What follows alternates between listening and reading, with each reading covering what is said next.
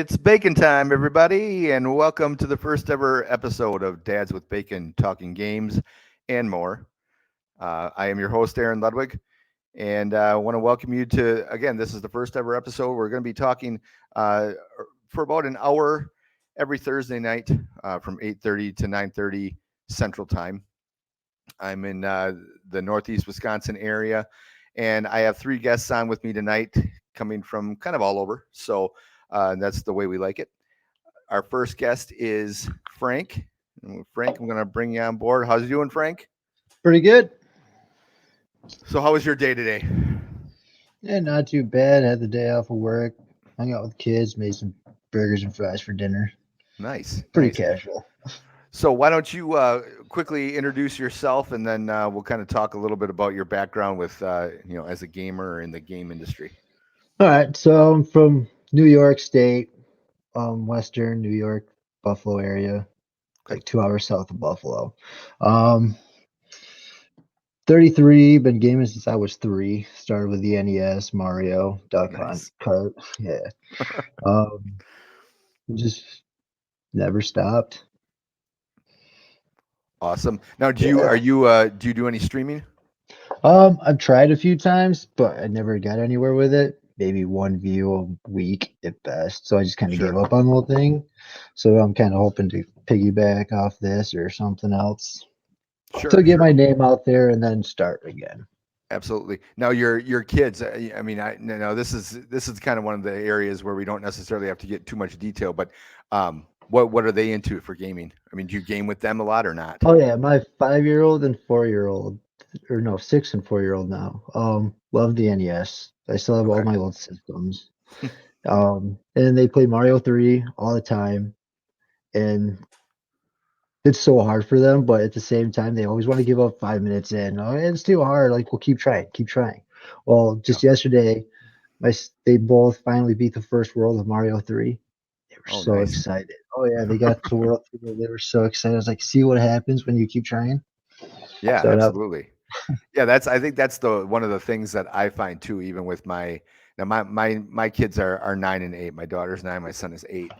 And my son's always been into gaming. I mean, probably since he was like, I would say 4, he's been playing. yeah, Um, and we kind of have everything. I mean, I have an NES. I game more probably on my PC. But then we also, I mean, I think an Xbox One, PS5 I got, a while back.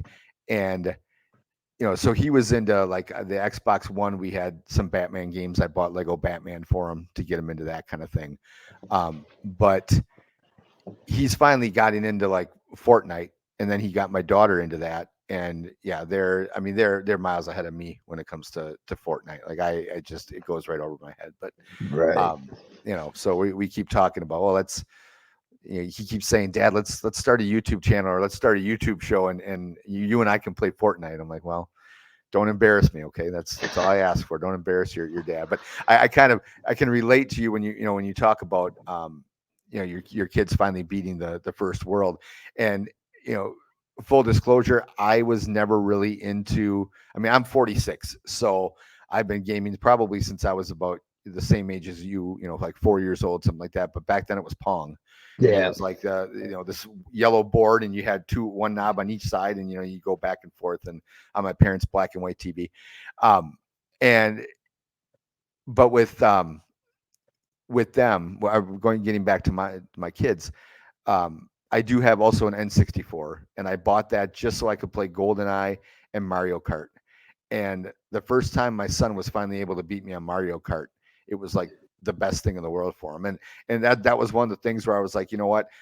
It reminded me of why I was always into gaming, why I've always been into gaming. And I've been a sports fan too, but for the most part, gaming was where my competitive fire, was satisfied, so to speak, because as an athlete, I sucked. So like Yeah. I love sports, but I wasn't that good. So it's like, you know what, I need to play something where I'm actually competitive, and and can get that. And so I was on the teams, but I was a bench warmer. I never got in. And so it was like, okay, I'm going to play video games. And that's where I kind of, and I so tell me, before I go to, we bring Tom and then Brad on. Um, what was it about gaming that got you interested to begin with? Honestly, I have no idea. I just always remember playing video games. Like, there's something about it, like the music, the art.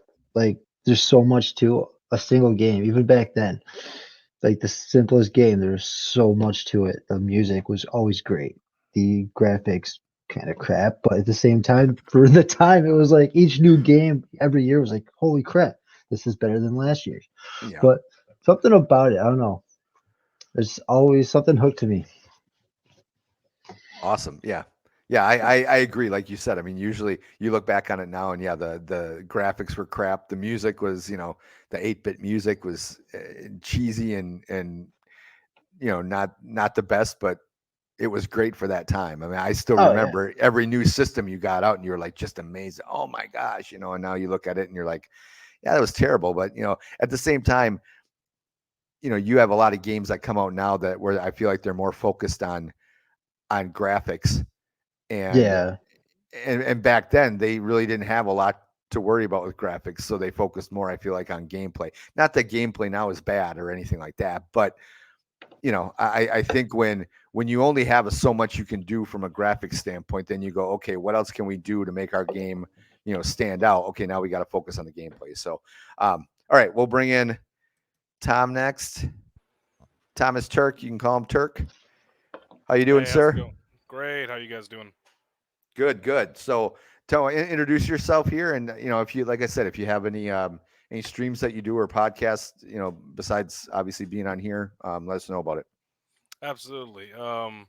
So I work in the AV audio video IT field. So I've actually done quite a few gaming, a few colleges across the country. I've been able to set up their gaming systems, some of their tournament setups. I've been helping with that, but I've been gaming since I can remember. I remember playing the old Mario and Quake, and some of the older games with my uncle on his Nintendo, and he had a Sega Genesis. Then I really got into gaming. I had a neighbor, girl, she went to my school, and her dad had a PlayStation, and he had Duke Nukem on it. And so we would always go down in the basement and play Duke Nukem on the weekends with him. Duke Nukem 3D. That's what we were playing. And then I kind of played with video games a little bit, and then when I got a little bit older, I got into Halo when the first Halo Combat Evolved really came out, and that was my introduction to love of video games. I didn't even play multiplayer at first; just played the campaign, but it was incredible. And then I started having LAN parties with my friends, and then started getting more and more, and then finally started playing online, and since then I've been hooked. Played competitively for a long time. Call of Duty, Halo, played those religiously. And then started actually getting into more single player games. Did mostly multiplayer for a long time. I was like, you know what, I'm gonna start playing more, single player games, and started getting into that. But I've always loved it. Streamed for quite a while, then stopped for probably 6 or 7 years, 8 years, and hoping to slowly get back into it. But gaming's always been kind of the fun release for me. So Sure. Now, did you ever? I mean, you said you played Halo and some of those games. Did you ever play in any? I mean, I know you said you've helped set up tournaments right now with your job and things like that. Did you ever? Were you ever big into any tournaments as a competitor or not? I did, especially with Halo back in the day Hmm. when they had the Halo tournaments. Yeah. My Yeah. team, I used to play very, very heavily with the team. We were spread out all across the country, a real good group of guys. But we actually beat Bungie a couple times in some of the Wow. tournaments that they got. Nice. We actually had, this was Halo 3, so years and years ago, but we had Okay. the record for the most big team battle, which is the big, 8v8. We had the Okay. record for the most wins consecutively in the tournament for a long time. So did that for a long time, and then started doing Halo tournaments, and then started actually doing some Fortnite tournaments. Never got super heavy into Fortnite, but when they started doing those, duos tournaments and everything, started playing a little bit of that. But it was fun. I absolutely loved it.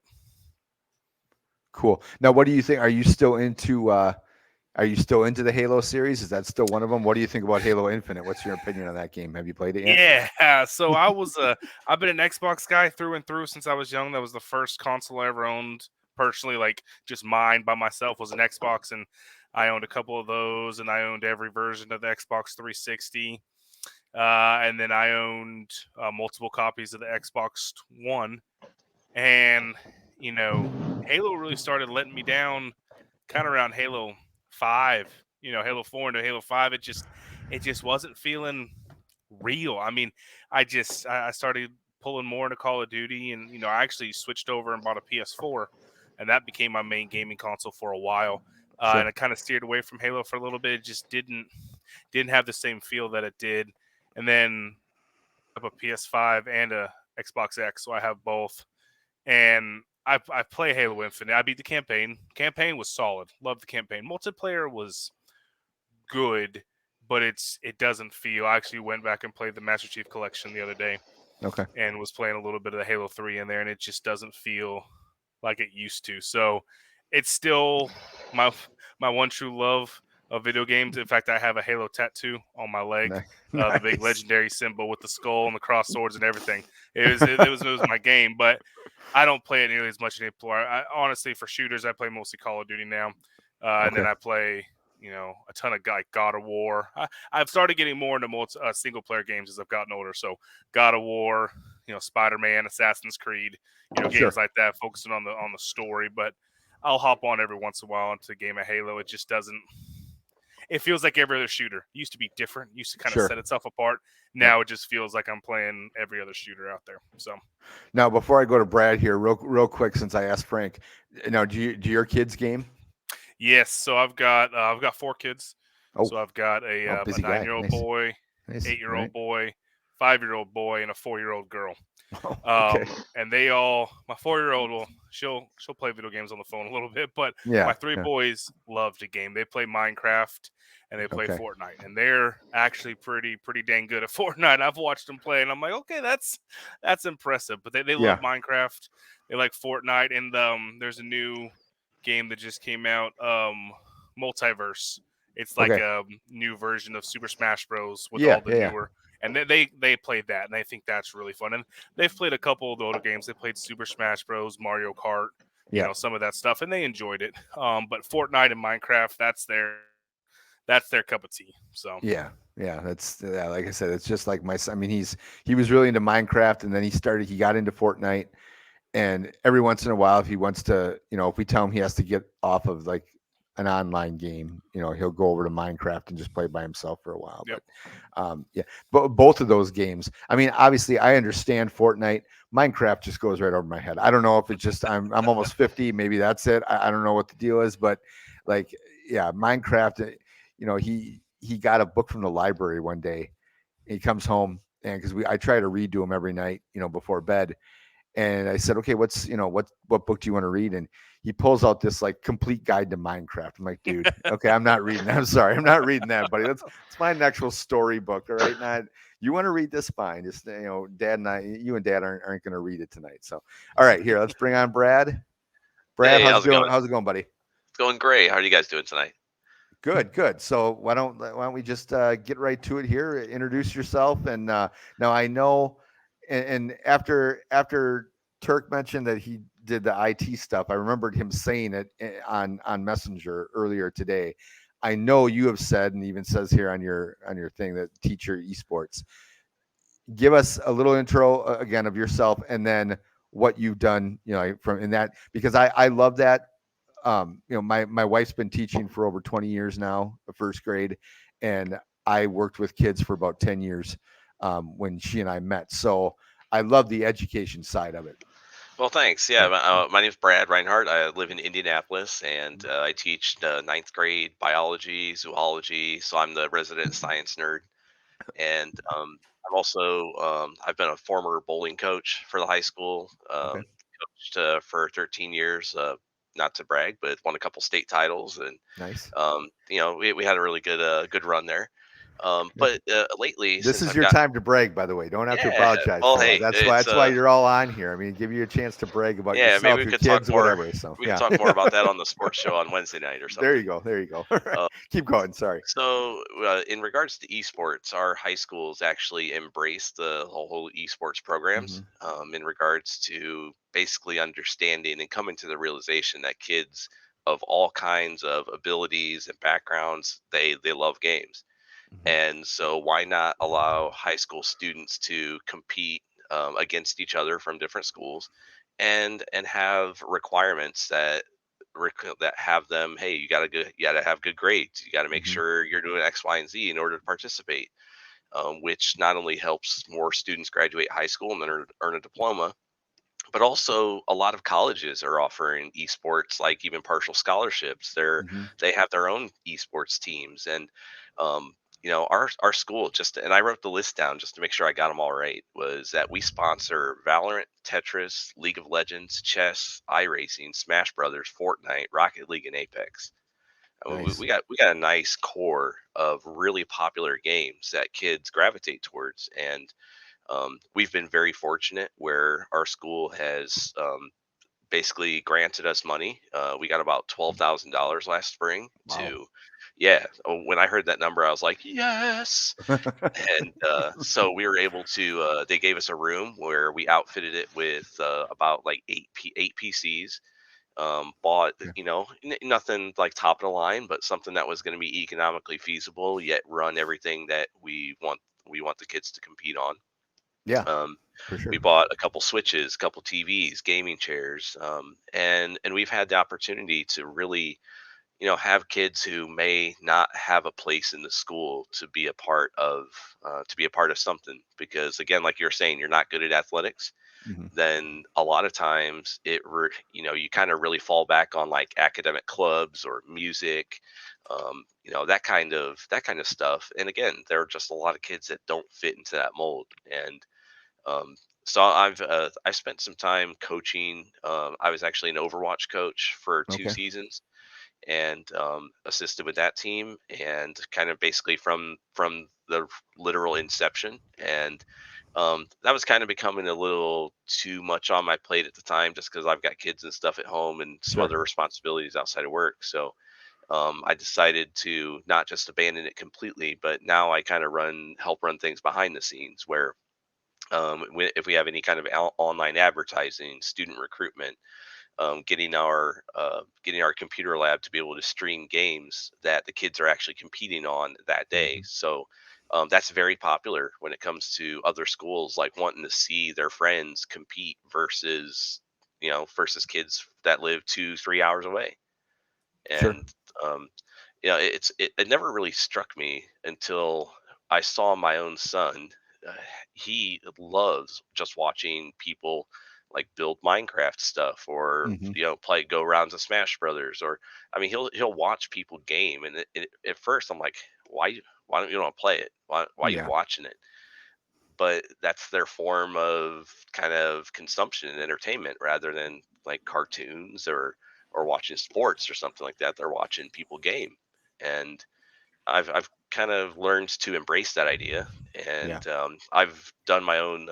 I call it the old school hour on our school Twitch channel. I'm Okay. about 70 episodes deep now of just playing old school games from Nintendo, Super Nintendo.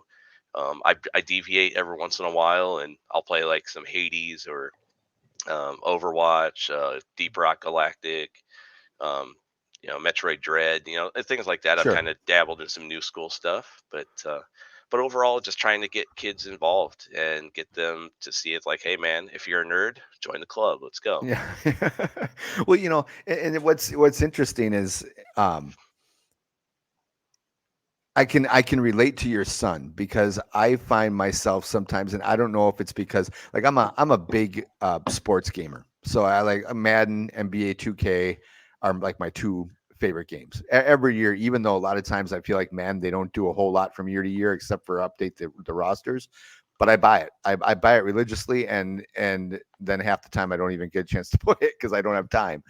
But I find myself enjoying watching like I think EA Sports has their own YouTube channel or whatever, where they'll put on a lot of their Madden major events and stuff. I love watching those guys, and I don't know if it's similar to how I feel watching traditional sports. Like, I mean, I watch the NFL religiously. Um, It's I funny you enjoy. mention that because, Yeah, like, go ahead. so growing up, I played a lot of NES Nintendo, and one of my favorite games on the NES Nintendo is Tecmo Super Bowl. Yeah, And so, as you know, when I played with my cousins or my brothers, and we're like kicking each other's butts and having real tight games, we're like, "Yeah, man, we got. I bet we're like the best in the world at this game." And next thing you know, there's like live tournaments in Madison or Chicago or hmm other places around the country, and then you go there and you're like, "Holy yeah, yeah, wow, there are some dudes that know how to really play this game." yeah, And yeah, I catch myself just being in awe and just just fine tune watching what plays are they picking, what players, what positions. yeah. And yeah, so it's as weird as it's slightly archaic because you're just watching over somebody else's shoulder, Sure. but now it's just right there on your TV for you to consume.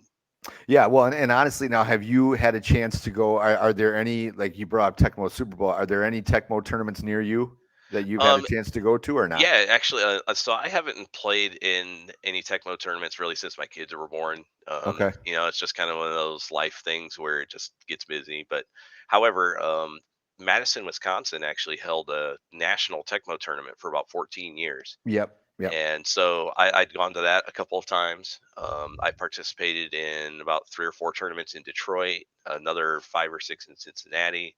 Sure. So they're like Midwest. There's actually quite a few that are pretty within a few hours of Indianapolis. Yeah, I feel like the Midwest is kind of the hotbed for Tecmo Super Bowl for whatever reason, you know. But since they stopped doing the Madison one, there's a guy named Nate Smithson who up here in Green Bay who does, Hmm. it's called the Thunder Bowl. Yes, He does Thunderbolt. that that's kind of, I think, become the big one. And then I have my friend Troy Frisk he does another one in Green Bay. So there's kind of two every year in Green Bay. He tries to keep it, about 6 months apart from when Nate does his. But yeah, I agree. I find that I've never been in Nate's. I've been in Troy's a few times, and I honestly just go there as an excuse to get out of the house for like a day. Like Yeah, my wife, I'll tell her, hey, if you want to go and hang out with your girlfriends or go visit your cousin for the weekend, just give me that day so I can get out of the house and just hang out with a bunch of dudes my age and have some beers because It- I suck. I'm all like you do group play and you play like 6 games and or not group play. It's I think he does like Troy like does like pool play. a Swiss thing where it's yeah you play 6 games before you do the double elimination. And I think one year I was 3-3 and then the next year I was 0-6. But it was fun, because like you said, you're watching some of these guys, and I think my very first game, the very first year I played, I lost like 41-0, and I was like, whatever. I mean, or 41-3. I think I got a field goal out of them, but it's just like I grew up playing that game. I would go to my buddy's house and we would have there be 4 of us and we would do like we play a whole season overnight. We'd stay up all night, go to bed at 5 o'clock the next morning, and we'd play a whole season. Oh yeah. And we loved it. And like you said, you thought, man, you're really good. And then 30 Then you years find out that later, there are dudes that are way, way better. exactly. So okay, before we go to the next topic though, your kids, you said now how many do you have and do Yeah, they I've got game? 2 kids. Okay. I've got an 8-year-old son and a 6-year-old daughter. Okay. My son is 100% in the games. I kind of started him with, just playing on like NES or SNES ROM emulators. Sure. Just because it's convenient to have it computer. Yeah. He actually just not too long ago was playing some Super Dodgeball, and he was really getting into just being able to like catch the power throws, and so he dabs in a little bit of NES, but he's more into kind of like Thomas's kids. Minecraft is super popular. Fortnite Mhm. super popular. Rocket League is another one of his big. I'd say like Rocket League and Minecraft are kind of like 1A, 1B at the moment. Sure. My daughter, not, she couldn't care less. she's tried it a couple times, and she's like, "Am I done yet?" So, I just kind of let her do her own thing, and every once in a while she'll sit around and watch and ask about it. But she's in other stuff. But that's kind of a little bit of a bond with my son. We'll sit and play some Smash Bros together. He'll try and beat me in Mario Kart, and and it's funny. Like when I was listening to Thomas talk, like those days of like when your kid finally is kind of reaching your level, and you gotta up your game a little bit. Maybe you're a little nervous going into that final race of Mario Kart, and I'm like, Yeah. I might lose this cup. So yeah, Well, he really enjoys it. yeah, that's like my son and I right now when we play the Mario Kart on the Mario Kart 64.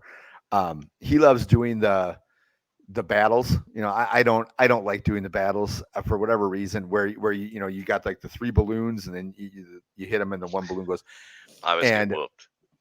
well, yeah, and what was funny is he and my wife will play, and she kicks his butt, and then it's like, Dad, play you play me. I'm like, all right, fine, and he'll talk trash, and it's funny the way kids talk trash. Just, I mean, compared to when I was a kid, like he'll say stuff and I'll be like, I don't even know what that means, but whatever. I'm pretty sure you're talking trash to me right now.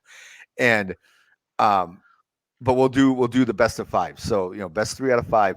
And one time I had him down 2-0. And I was getting real high on myself, and I'm like, yeah. And he came back and kicked my butt in the next 3, and I was like, I'm done. Okay, I'm gonna play. Mas. Yeah, no more. We're gonna play something else.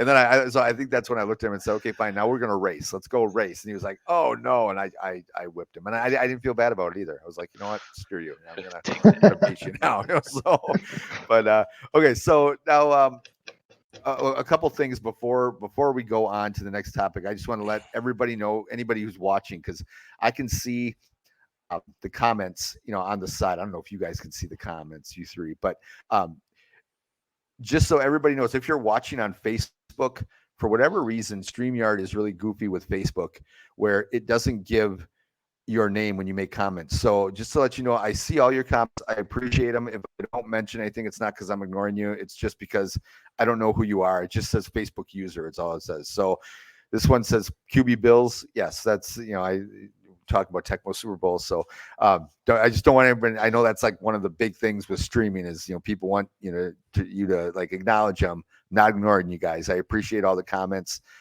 If you want to put in your name after your comment, go ahead. But when we're done here, I always look back at all the comments on Facebook and try to, let them know that, hey, I heard you and we appreciate you. So next topic that I wanted to mention, and I kind of want to get to, and I posted it as a question earlier today. One of your most memorable gaming moments. So I think, everybody has something. I mean, I could tell you off the bat what mine is right away, but I'll let you 3 start, and then I'll chime in with mine, and then I'll even read a couple of them because there were a couple of good ones on Facebook. So, Frank, you've been quiet for a while. We've been ignoring you. One of your best memories as a gamer since you were 3 years old. One of my best memories, I mean, there are a lot, but probably the one that I always look back at and laugh at is back when I was about 8 years old. I had a best friend, still my best friend actually, for almost 30 years. Fuck. But we both had Sega. It was a Friday. I went to my grandma's house, and one of the rules was let somebody know where I was at if I were to go somewhere. So nobody was home, so I wrote a note, left it on the stand, walked to my friend's house. Little did I know, when I left, the note got blown away, so nobody saw it. So I stayed with them the whole weekend. We were playing Ghostbusters on the Sega Genesis. The whole weekend, we didn't sleep. We never slept when we played together. Like weekend, summer, sleep was off the table. So whole weekend, nobody knew where I was. My grandma thought I was with my mom. My mom thought I was with my grandma. So we're there playing video games the whole weekend, no sleep. Till my mom kicks open his bedroom door, grabs me by the ear, drags me out. I got sick, probably from lack of sleep. Did go to school for the next 2 days, and my friend calls my mom, crying, scared, asking, "Did you kill Frank?" She's like, "No, he's just been sick," because he was a big boy. My mom was in her 20s. My mom was 18 when she had me, so the whole childhood years she was in her 20s, young, strong. Now she's old and decrepit. I love her, but she's not as scary. And my friend was a big boy, 100 pounds on me easily, and he was cowering in the corner. Probably one of my best gaming moments. Yeah, I think I'd remember that too for the rest of my life if that happened to me. All right, Turk. What's your one of your more memorable gaming moments? Yeah, I've got. I mean, gaming for a long time, you come up with tons and tons. Really the two of the ones really stick out. Brad, you mentioned, and Aaron playing Mario Kart. That was a big thing for my family. My parents aren't video gamers. In fact, my dad doesn't like video games. Isn't a fan of video games to this. Always gave me a lot of crap for trying to stream, and do that kind of stuff. Sure. But he play baseball with me. We play the old EA Sports baseball. Play a little bit of hockey. Play a little bit of Madden. But my mom and dad loved Mario Kart, so we had a GameCube, which I still think to this day is one of the most underrated gaming systems of all time. I love the GameCube, but we had the GameCube, had a few cool games on there. We had Mario Kart, and we played hours and hours, just my mom, my dad, and I, just hours and hours of Mario Kart. I mean, the amount of times we played, Rainbow Road, right? Just over and over again. But that was just some of the best memories I have of hanging out. And I was an only kid, right, my whole life. So it's just me, my mom, my dad. And so it was a great experience, bonding with them, playing that, because I was out of their element. Now they had a lot of fun and they loved it, but it was really cool to see them come into my element, which was the video games, right, and Sure. play with me, which I loved. And then when I was in youth group and I was in high school, I had three buddies who we just played Halo nonstop. Halo 3 was just, we played nothing but it. So we spent all weekends and holidays and summers. We'd just move around to whoever's house we spent at that weekend. Whose ever parents decided to foot the $500 snack bill for 4 high school boys, right? And so, but we went to a youth. We were part of a youth group at the church, and so we went to Panama City for our youth retreat. Sure. And it was at the end of like a little section going to the beach. There was a little coffee hut right by the road, and they had 2 Xboxes there, and they had Halo, and it was hooked up via LAN, and it was classic. Whoever wins gets to stay, right? Whoever loses has to give it up. So we come in, and there's these older kids. They were like college, and they thought they were, the best of the best out there. They were just beating up on everybody, and we're sitting there watching. And so, like, all right, we'll take next game. So we walk in there, and of course, they're trash talking us, right? Some high school kids coming in. These guys obviously think they're the greatest, and we just destroyed. I think it was like 50-12 or something. I mean, just waxed the floor with them, and we sat in there the entire day and didn't lose a single game. I mean, we just kept playing and kept playing the entire day. It was a whole lot of fun. So you got a lot out of that youth group outing in Panama Absolutely. City. Hey, you know what? that one day we're just gonna focus on Halo team building. So I told my pastor. There you go. Team building exercise. Team building. It was great. So I'll have to remember that. Team building. Yeah, that's what it is. Team building. Yeah. All right, Brad. How about you? Man, it's hard just because really the other guys have said it's just such a catalog of moments, and I think like the one that sticks out to my head was first getting that Nintendo on Christmas Day. And because I come from a family of, I got 2 brothers and a sister, and all the 3 boys, we loved gaming, but all of our friends had a Nintendo, but we didn't. And so getting that Nintendo on Christmas, man, it was just, we thought it was just, Santa was the best that Christmas. But I think, like, from my personal point of view, I played Blaster Master on Nintendo for years and years, man, and I could never ever get past level 6. It was a water stage where you had to basically get out and swim, and all the way through high school, tried, failed. So after a while, I'm in college. I put my Nintendo away for a few years, and then I busted out. And like my first roll through playing it again, I actually beat the game in 2001. I was just that I don't know if I've ever played that game since then, but it was like I couldn't believe it. My brother couldn't believe it because he would watch me try and try and try and fail and fail and fail. It was almost like playing Battletoads. You didn't think there was an ending to that game. Yeah. I would also say like I spent a lot of time playing with like my cousins and brothers, kids from the neighborhood. We Sure. played a lot of NFL Blitz, Okay. just because that was a fun. On PS1 we played that Yep. a lot. Very similar to Thomas. Hey man, you lose, you're off. Give the stick up and give it to someone else. And um, you just run really good. Sometimes we play random teams, or let your whoever's not playing choose the team that the players have to play with, just to kind of shake it up and make things interesting. And again, just the friendships that still exist to this day because of just us hanging out and bonding over games. It's a real thing. It's a lot of fun.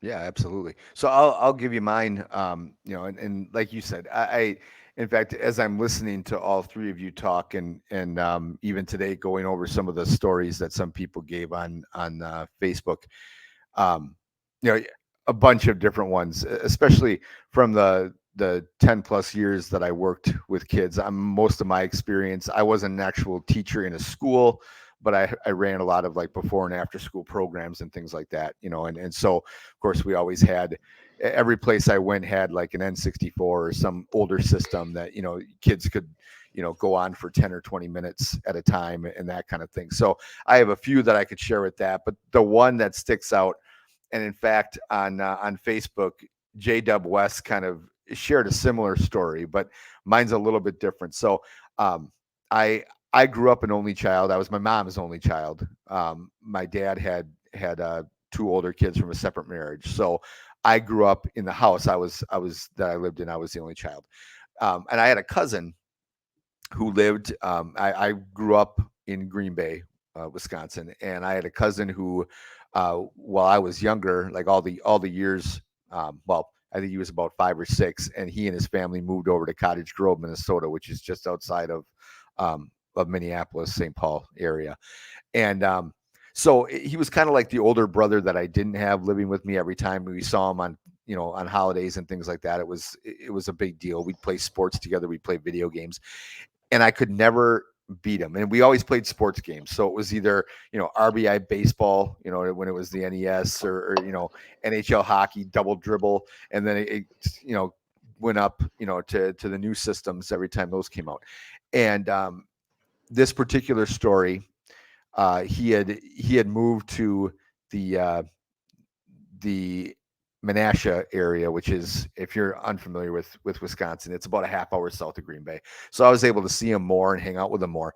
And I spent the weekend with him and my other cousin Paul. They had a duplex together down there. And one night they had a Sega Genesis. They had the basketball game that was big at that time, I think, was called Lakers versus, well, no, it was Bulls versus Lakers at the time. So the year before was Lakers versus Celtics, and then the Bulls, kind of became the big guys, in the NBA. So then it was Bulls versus Lakers. And don't remember what team I had. Don't remember what team he had. It's really not important. What's important is that I was actually beating him, and I was beating him good. I'd never beat him before, ever. Anytime we played, I basically gauged how well I was doing based on how few points I lost by. So, hey, if I lost by only 5 points, well, that was better than the last time when he beat me by 15, that kind of thing. And they had a new kitten, and I'm sure you can see where this is going. You could probably picture it as I'm talking, but they had a kitten named Bob. It was a black cat. Paul's girlfriend wanted to name it Midnight, and Paul and Eric insisted on calling it Bob because they thought the name Midnight was stupid.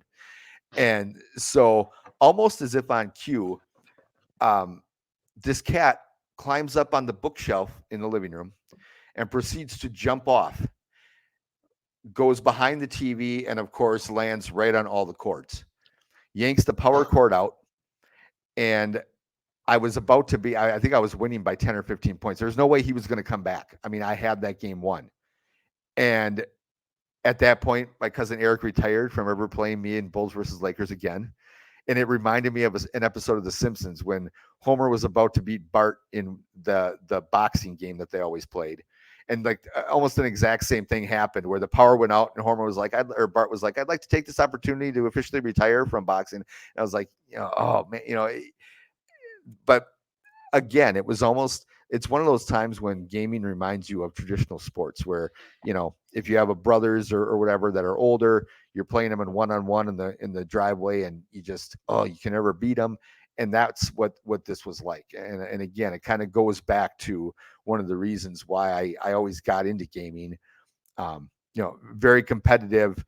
But that was one of those times when I'm like, oh, that damn cat. And I never liked that cat after that. Never did. But so I'll read a couple quick stories here.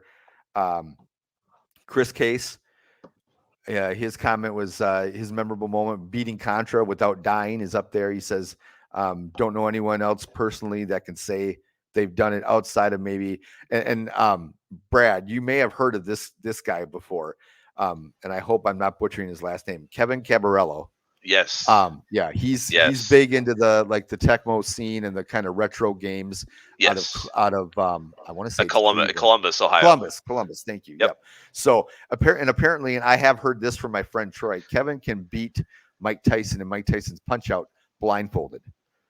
Which that is correct. I've never seen him do, I've actually witnessed it in person. Okay. I've been to a few Tecmo tournaments with him, and sure. When I saw that, I mean, I've beaten Mike Tyson. But at the same time, man, like when you just can't even see the screen, I mean, that's next levels. And yeah, and it had something to do with Troy told me one time it has to do with the tones, or I'm like, don't even try to explain it to me because I can't imagine doing it. I've never beaten Tyson to begin with, but I can't imagine doing it blindfolded. So, J-Dub West says you never beat his cousin in NBA Live 96. It almost sounds like the exact story I just told you. He had him on the ropes, and another one of his cousins came in and hit the light switch, which turned off the TV. So that was another, I could see that happening more often than I can see a damn cat jumping off a bookshelf, but whatever. Well, let's see. Aaron Lowe says in high school, used to walk home and then go across the street to 7-Eleven and put a quarter on the arcade machine to take my turn at the original Mortal Kombat and Street Fighter 2. First time I ever beat someone else, I ran a streak of 6 straight wins. So it's kind of the same thing you guys are talking about. You stay on, whoever wins stays on the sticks. When I finally lost, about 20 minutes later, I got my butt kicked, but that didn't matter because I was able to play on someone else's money. Priceless. So, and then let's see. Logan says beating, I won't try to pronounce his last name. Logan, you know who you are. It starts with a G.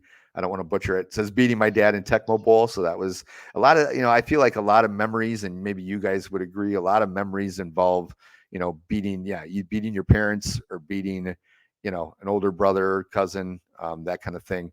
So let's see, we'll go a couple more here. Rick Patton says my first memory is actually a gaming memory. He says I must have been 3 years old and my mom was vacuuming while I was playing Super Mario Brothers on the NES. Okay, that's a good memory. Let's see.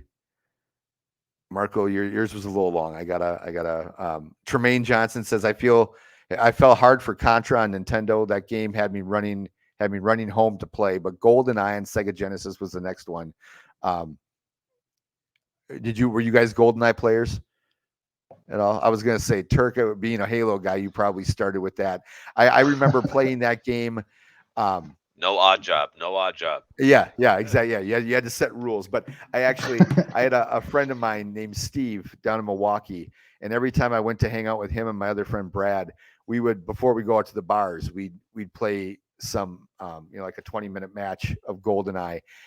And what sucked was I never even tried to beat Steve because he played the game so much he had every map memorized. So if we had the grenade launcher as a weapon, he'd grab the grenade launcher and he'd just hide out somewhere and he'd watch everyone else's map or everyone else's screen. And all of a sudden you're walking and you hear like a ting and you see this grenade like bounce right by your feet. And you're like, son of a, that's it. So I focused on beating my friend Brad. If I could beat him, I was happy because I knew I was going to beat Steve. But so anyway, everyone, thank you for for contributing. Those of you that did contribute. If not, we'll certainly have more opportunities every day to contribute to one of the questions that we have, and eventually we're going to maybe even do some prizes and stuff when we maybe start making some money on this podcast or whatever. But so now let's go to actually one of the things that we had talked about earlier. And with this podcast, as we go along, like I said to the three of you before we went on live, this is kind of an evolving podcast. So today I just wanted to kind of take some time to talk for an hour about games and kind of, just have fun talking about games. But I do want to eventually, in future shows, talk about, even current events, whether it's about esports or the gaming industry as a whole. And I mentioned to you guys possibly touching on right now the whole issue with the FTC and the acquisition, Microsoft's acquisition of Activision Blizzard. Now, when this came out a number of months, I think it's been almost a year now that first came out. I don't know about you guys. I actually liked the acquisition because as a fan of, I like Call of Duty, I like Activision Blizzard as a company, but that company was a mess. There was a lot of toxic issues going on, I think, in the, behind the scenes that we didn't see. And that might even be an understatement. So I kind of felt like, maybe Microsoft coming in and buying them would kind of force them to clean their act up a little bit or whatever. And don't get me wrong, there's a lot of, I'm sure 99% of the people there are very good people, but unfortunately it sounds like a lot of the higher ups were the ones that were the biggest problems with harassment and things like that. So I'll just go down the line and, starting with you, Frank, what did you, when you heard that news about them buying Activision Blizzard, what were your first thoughts?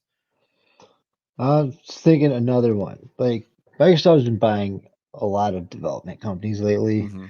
Like Bethesda, that one actually kind of hurts. Still stings a little bit because I love Fallout. I love Elder Scrolls. Knowing that I can't ever play them again on PlayStation hurts. Then they went and bought another one and another one and another one, and they're taking all the developers, making them their own, leaving everybody outside of Xbox or even PC with nothing. Like now, PlayStation has their few one, plus they're their own development, which they make awesome games.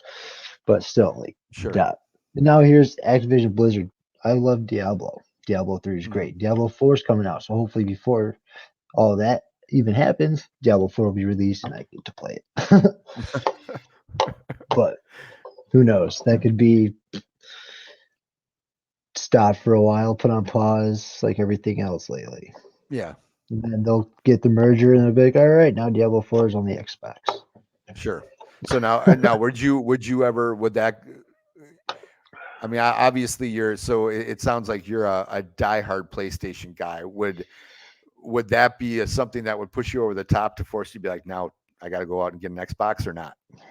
Not really. Right now, like I love Xbox. Like I'm not like a super fanboy of PlayStation. I do prefer PlayStation. Like actually, I prefer the 360 over the PS3. Okay. But for the 4 and the 5, I own over the newer Xboxes because after a while, the only reason I loved Xbox was Gears of War. Till this day, I still love Gears of War. Gears of War 4 was good. I could not finish 5. Something about it was just too different. It took away a lot of what the Gears of War game was. But other than that, and some Halo, like the old school Halo, like I used to play a lot of Halo 3 online all day. But I'm not too much fanboy, but yeah, I do kind of steer towards PlayStation more now over Xbox because the exclusives are kind of better. And they always come up with something newer instead of just the same. A new Halo. Yay. Yeah. Okay. Turk, how about you? What were your thoughts when they announced that Microsoft was buying Activision Blizzard?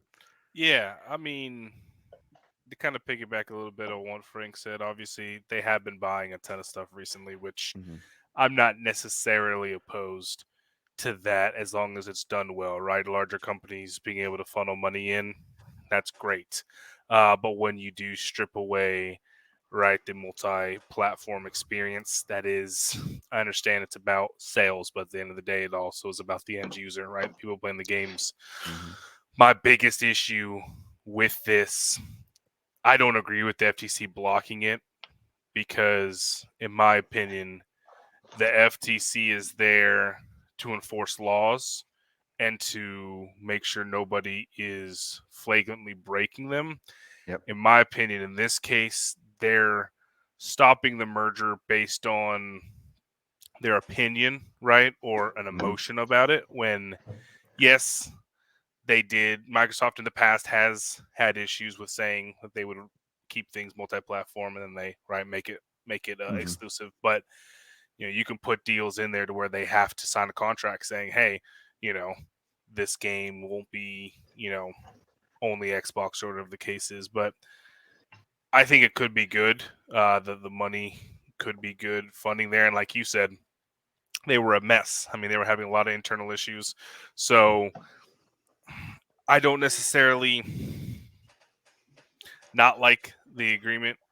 I mean, not like the merger, but I think FTC oversteps sometimes, and so I think them coming in, it's kind of a you monitor it, you make sure it follows the right protocols, but you don't block it. You let the kind of the planes take its course, and then kind of see where it goes from there. Sure. All right, Brad, how about you? Well, I kind of have like I don't know. I guess you'd say I have the opinion of I don't like the rich getting richer. And the reason I say that is because there's a lot of creativity that comes from small development companies. Mhm. I mean, one of the games that more recently came out that I had just played maybe 2 weeks ago, just right before the new release or the new announcement release, was Hades. Yeah. And never, dude, why did I not play first? Why did I not play Hades like 3 years ago? Because that game is, oh my gosh, it is so good. But when you're looking at a company like Supergiant, who makes a great game like they did, they're not a massive global company like Blizzard, Activision, things like that. But the thing is that they're up against that. They're up against the corporate conglomerates, and when it comes to money, staffing, legal, all the stuff that goes with it, it's a losing battle. And to me, that's disappointing because the creativity and I think that Frank had mentioned this before we went on air was about the creativity, the artistic expression, the new fresh ideas that come from people that aren't a part of that corporate model. That's where we see a lot of new fresh ideas coming out. And so I think that's somewhat disappointing. I also believe that a lot of these bigger companies, and again back to Activision, Blizzard, Microsoft, with the release of like Overwatch 2, that game is like microtransaction hell. Mhm. I mean, you get nickel and dimed. It's not even nickels and dime; it's dollars and dimes. I mean, you are drop if you want to get like a cosmetic, you spend $15 for a cosmetic, and does Yeah. nothing. And to me, that's like again, it's disappointing. It takes away from the ambience of the game, and for people who really want to be invested, they're like, okay, I would really want to be invested. I love the game, and I want to experience some different stuff. But now I got to drop like $60 to do that, and so it's just kind of I'm not the biggest fan just because I see the pathway of the microtransaction becoming commonplace, and again, I understand it's a business model and that's what businesses do. They're in place to generate money and profit and stuff for their company, which they're free to do. But as a consumer of those products, it turns me off. Yeah, and I feel like that's basically what you said is exactly everybody who objected to the Activision Blizzard um, acquisition, from Microsoft. I feel like pretty much said the exact same thing you just said. It was a lot. A lot. The biggest concern isn't that I mean, they like the idea of possibly getting Activision Blizzard cleaned up, but you know it's the whole idea of what impact is it going to have on the creative freedom of the independent, developers. And I completely agree with you on that, because I feel like um, I don't really feel like there's a lot of innovation anymore from the big companies. I feel like almost every year, like I subscribe to Game Informer, and I read a lot of different websites from companies that cover games for a living, and um, I feel like when you get around, obviously this time of year is all you're talking about the Game of the Year awards, and everyone's doing their own awards, and we'll do our awards probably at the end of January, because I haven't had enough time to really put together a list or anything like that. But I feel like the biggest innovators and the ones that are always up there for Game of the Year, for the most part, are coming from the independent companies that like the years ago there was Super Meat Boy or whatever was like a big one, and even I'm trying to remember the PlayStation, was it Little Big Planet or something like that, or Yeah, am I saying that right? Yeah. So but those were all. I mean, now they're a big company, but back then they were all these little developers where you had maybe 5 people on the team or 10 people on the team, and they all had full-time jobs, and they were doing it on their free time. So yeah, I can see where that would be the biggest concern. I guess my hope is that, assuming the acquisition eventually goes through, that they at least get things cleaned up, and at Activision Blizzard, because I think it is a great company. I have a lot of friends who really love Blizzard games, uh, at least, and a lot of friends that love Call of Duty, obviously. But yeah, so okay, and we are running low on time, so why don't we get to, since we talked about it being the end of the year, give me some games that you played this last year in 2022. How about give me if there's a new game that came out in 2022 that you played that you really liked, and then why don't we even do a little trip down memory lane and talk about a classic game that you find yourself going back to, over and over again. So Frank, we'll start with you again, because you've been quiet for a little bit. All right. This year, probably my biggest hype was Forbidden West, Horizon Forbidden West. Put 2 weeks into it, got the platinum, loved it. Now I'm just waiting for the DLC, hopefully. That and Elden Ring were like my 2 biggest for this year. Okay. And for memory lane, game that I still go back to, there's a lot. Probably the one most recent I went back to was The Lion King on the Genesis. And everybody talks a big gripe about that game, but I love it. It's still fun to me, and I can beat it in 20 minutes without dying. So there's that too. Well, there you go. That's never a bad thing when you just want to kill some time. That's always Right. That's always nice. So okay, Tom, how about you? Yeah, so I played couple good. I played God of War Ragnarok. I just Okay. pre-ordered that. I've been going through playing it. Phenomenal game. I was actually hoping it would get Game of the Year, because it was incredible. I played God of War 2018 a lot.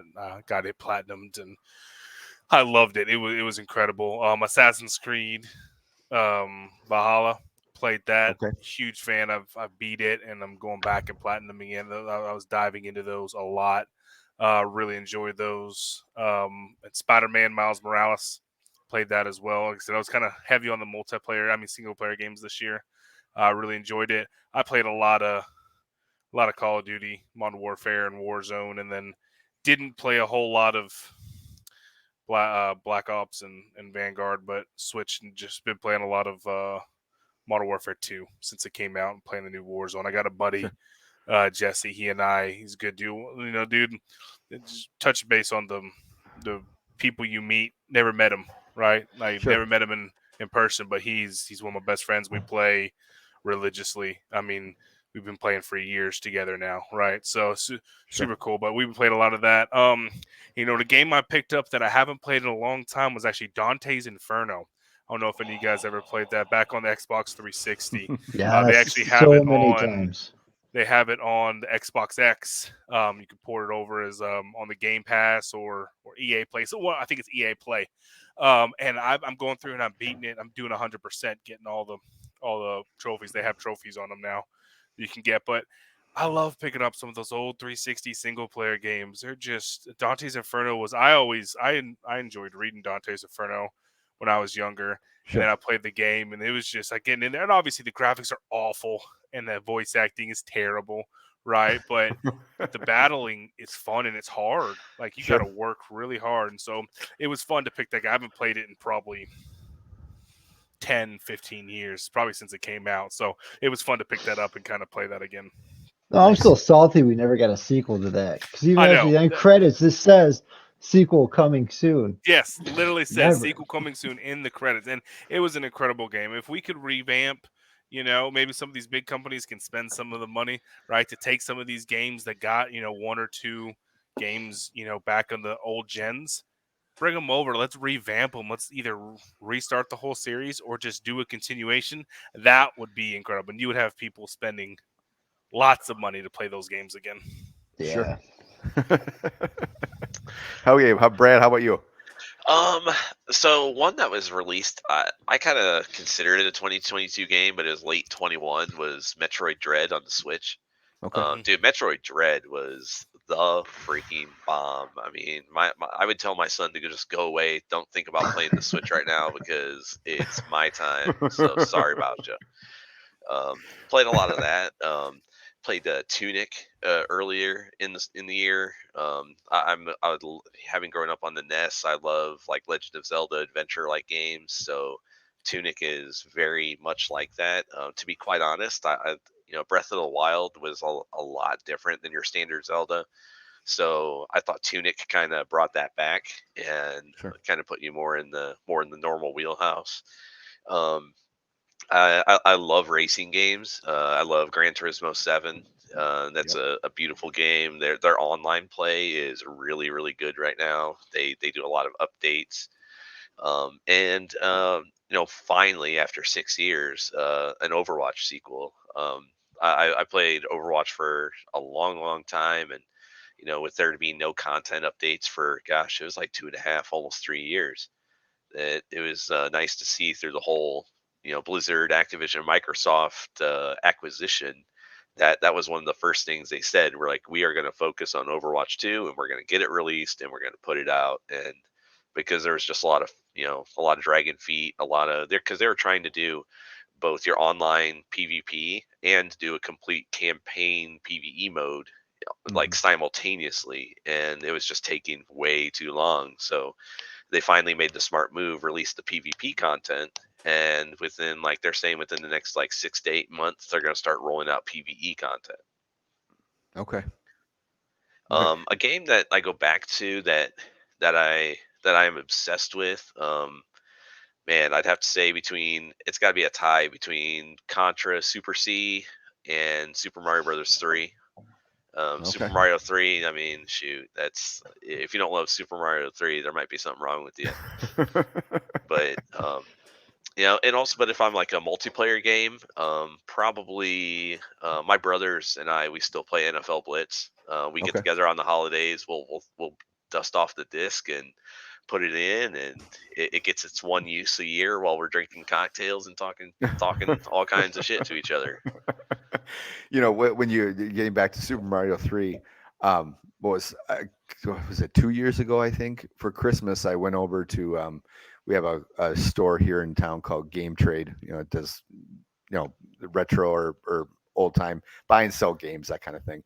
And I bought Super Mario 3 with the intent of giving it to my son for Christmas, and my wife was actually more excited for to see him unwrap that game than he was. I mean, he was still at that stage where he was learning more about Mario and stuff like that. It could have been 3 years ago, actually, so he would have been about 5. And I just remember my wife like, "Oh, I want to play this right now." I'm like, "Hey, go ahead." I mean, there's nothing hotter to me than when my wife wants to play video games, because it rarely ever happens. So I'm like, yes, let's go hook it up. So, but just Brad, I want to touch on one thing you said. You talked about racing games and Gran Turismo, because that was one of my favorite games from this year also. was Gran Turismo 7. But you said at your high school, they compete in, you said, in racing, correct? Yes, they have What- they do iRacing. iRacing. Okay, I was going to yeah. ask that. I kind of Yes. assumed that's what it was, but yeah, I was going to ask that. So okay. Yeah, we've actually we've been able to acquire like just a portable wheel and kind of like a pedal set, so nothing Okay. that's like in a full outfit, but at least it allows them to, just give them the real racing simulation. They do all kinds of like qualifying days, based on your qualifying times. That's where you start on the field, and just like in a Sure. regular race, and it's Awesome. it's really cool to see kids play.